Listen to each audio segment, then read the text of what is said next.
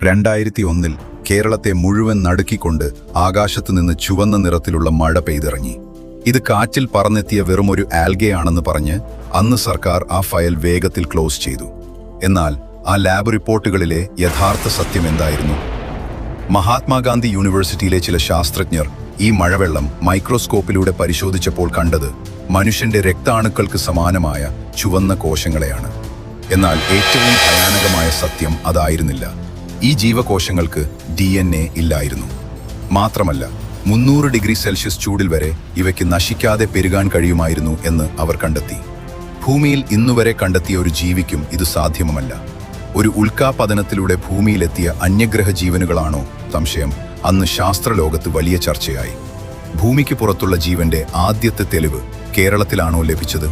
കൂടുതൽ ക്ലാസിഫൈഡ് വിവരങ്ങൾക്കും രഹസ്യങ്ങൾക്കുമായി സബ്സ്ക്രൈബ് ചെയ്യൂ ദി ആർക്കൈവ് ഫയൽസ് മലയാളം.